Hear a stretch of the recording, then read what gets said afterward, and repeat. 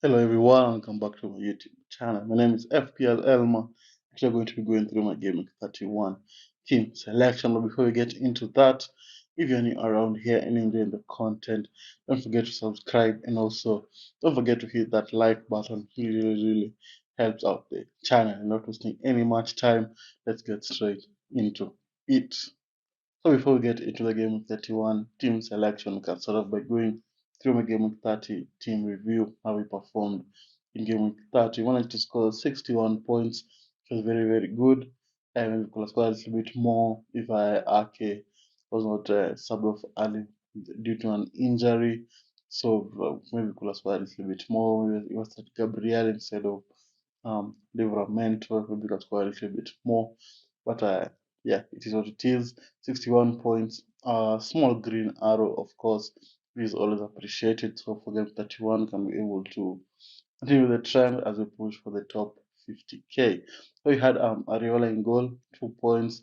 Was a sub of early. I think was sub off at halftime due to an injury. It's going to be interesting to see how we're going to navigate without having a goalkeeper in game week 31 because we don't know the extent of Ariola's injury and Martana has been dropped from the starting 11 of Nottingham Forest.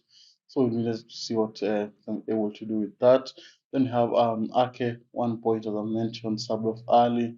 Livramento as well was subbed off for the 60th minute as well with an injury. Then you had Zabani, 2 points, conceding late on to I think was it Nottingham Forest. I'm not so sure. So 2 points for him. Foden 3 points, subbed off in the 60th minute.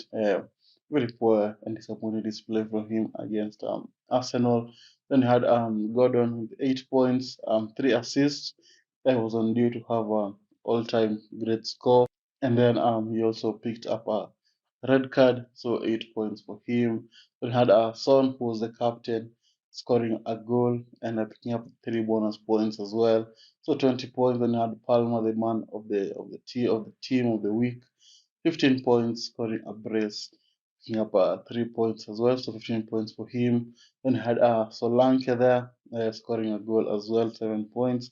Haaland 2 points, disappointing display as well. And Watkins was also subbed off at half time with an injury, so 1 point for him. Then he had on the bench Turner, as I mentioned, dropped from the starting 11. Saka 3 points, also disappointing display for him against City. Gabriel picking up the clean sheet, 6 points. Then Van Hecke conceding, I think, 2 goals against Liverpool, picking up a yellow card, so 0 points for him. So very good game with 30. So as I mentioned, a very small green arrow.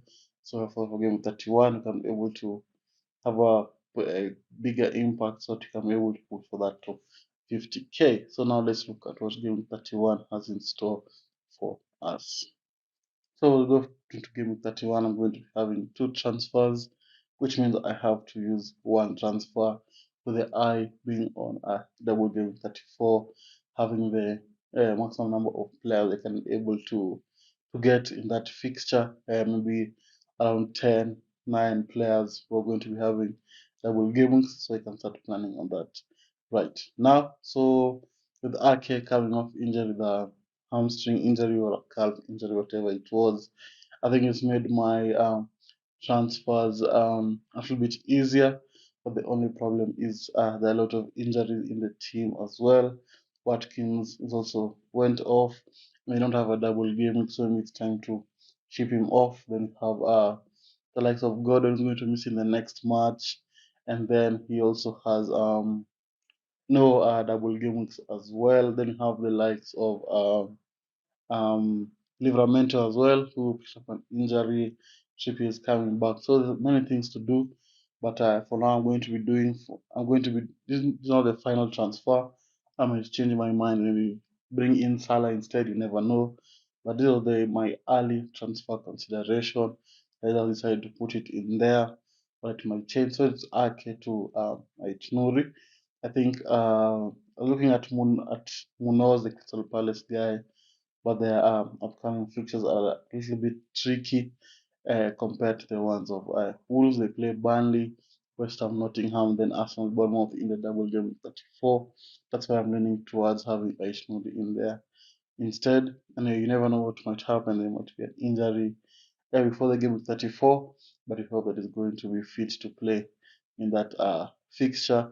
So the Arke picking up that injury, I think it just makes my transfer considerations a little bit easier. And this is one I'm thinking of doing for game week 31. So now we can look at my game week 31 team selection. I'm going to be lining up. I'm going to be having Ariola in goal against Spurs. I will never know Spurs. I think Ariola might not be fit for that fixture, but I don't think I'm going to be wasting my transfer to try and bring in goalkeeper right now. Clean are hard to come by, so I don't think there'll be any much of a difference with fielding Ariola, even if he doesn't start. Then you have Aitinori against Burnley, who I think I'm going to be bringing in. For a clean sheet and some attacking points as well from Aitinori there. He's been very good. He had a good chance during the weekend, but not converted. But you can see the way he's moving up and down the pitch. He can offer some attacking returns. Then you have Gabriel against Luton. Not the same display as they had against Man City, able to keep a clean sheet against Luton. Then have Zabani against Crystal Palace. Very tricky fixture, however, able to keep a clean sheet and maybe a cheeky attacking return. That's the defense. Now let's look at the midfield. So for the midfield, you're going to be having Son in there against West Ham just conceded 4 goals against Newcastle. I expect Spurs and Son to be able to get some attacking returns in there as well. Then we have Palmer against United. United have now conceded the most shots and in the Premier League this season, which I think is astonishing. So I think Palmer might get a few chances here and there, that's because of that very start United being very poor defensively. Palmer might get some chances. That's good to be starting him in there. Then have Foden against Aston Villa. I don't know if he's going to start or not.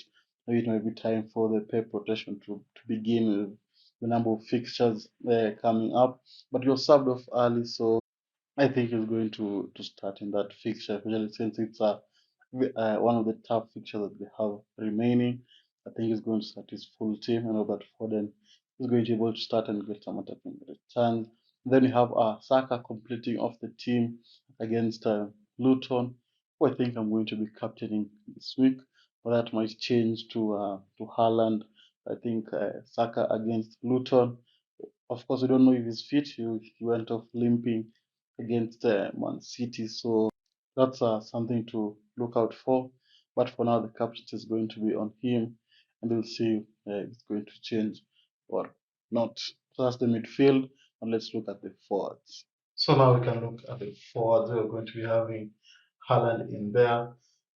He had a good game against Arsenal, but I hope that against Aston Villa, can be able to perform since it's one of the tough fixtures they have remaining, and they need to start picking up some points since they're falling behind the pecking order for the top three title charge. So I hope that he's going to be able to perform. I hope he's going to be able to come up with some goals here and there, considering now he's a bit of a differential. Because many people do not own him as well. I was going to be able to perform. Then you have Watkins in there. For now, we don't know how he's going to play against Man City or not. He was subbed off early, that should be a precautionary substitution so as to keep him fit for the Man City game. Hope he's going to be able to start and he's going to be able to perform as well in that fixture. Then you have Solanke completing off the team against Crystal Palace. They on buying form in front of goal. Not going to be able to continue doing that against Vicky Crystal Palace team who are still conceding a lot of chances. However, they're going to be able to perform. And then to the bench, we're going to be having Matt Turner, who doesn't even play nowadays. We have Van Heke in there, just in case any of the players in the starting 11 does not start. At least we know Van Heke plays every game for Brighton. Then you have Gordon, who's going to have a red card, isn't going to be able to play against Everton. Then Livramento, who also picked up an injury in the West Ham fixture. We don't know if he's going to be able to start or not. So that's the team for Game 31. Let me know in the comments how your team is looking like, and if you're confident you're going to get a green arrow. And with that, I'd like to thank you all guys for watching. If you managed to reach this part of the video, don't forget to subscribe and like. And with that, I'd like to thank you all guys for watching, and I'll see you all guys later. Bye bye.